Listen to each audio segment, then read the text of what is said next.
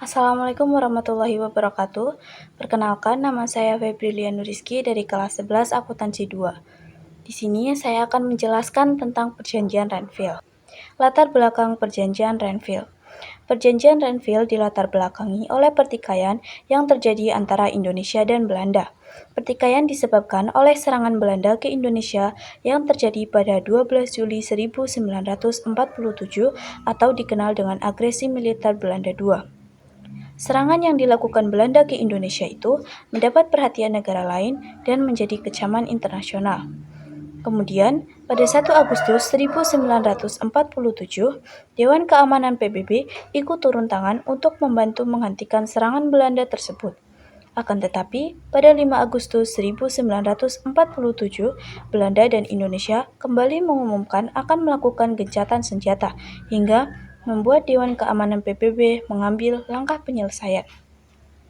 Dewan Keamanan PBB kemudian membentuk Komisi Tiga Negara atau KTN, terdiri atas Australia, Belgia, dan Amerika Serikat, yang bertugas untuk memeditasi dan menyelesaikan sengketa Indonesia-Belanda.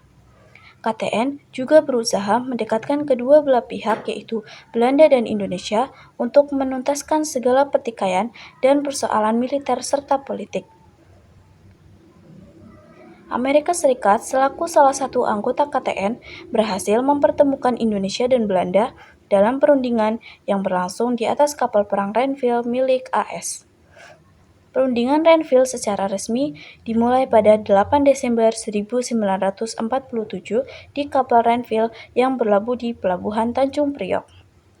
Delegasi Indonesia dipimpin oleh Amir Syarifuddin, sedangkan delegasi Belanda dipimpin oleh R. Abdul Qadir Widjoyatmojo, orang Indonesia yang memihak Belanda. Tokoh-tokoh dalam Perjanjian Renville. Sejumlah tokoh-tokoh yang turut hadir dalam perundingan dan Perjanjian Renville adalah sebagai berikut.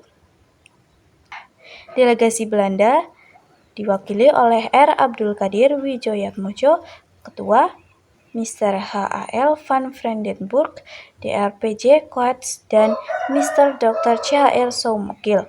PBB sebagai mediator diwakili oleh Frank Graham sebagai ketua, Paul van Zielen, dan Richard Kirby. Belanda berdaulat atas Indonesia sebelum Indonesia mengubah menjadi RIS atau Republik Indonesia Serikat.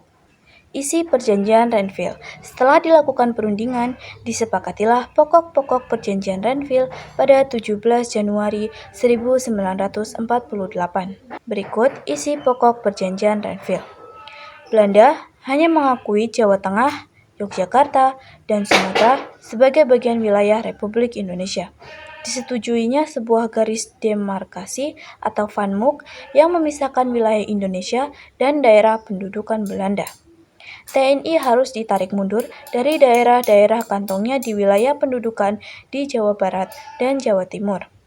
Perjanjian Renville tersebut kemudian ditandatangani pada tanggal 19 Januari 1948. Dampak Perjanjian Renville bagi Indonesia. Penandatanganan Perjanjian Renville tercatat banyak memberikan dampak yang membawa kerugian bagi Indonesia.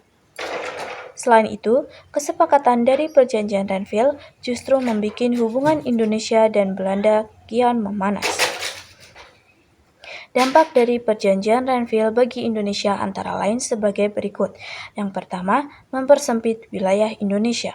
Dilansir dari buku Indonesia National Revolution 1945 sampai 1950 atau 1974, tulisan Anthony Reid, keberadaan garis demarkasi Vanmuk dinilai sebagai hinaan karena wilayah Indonesia jadi semakin dipersempit.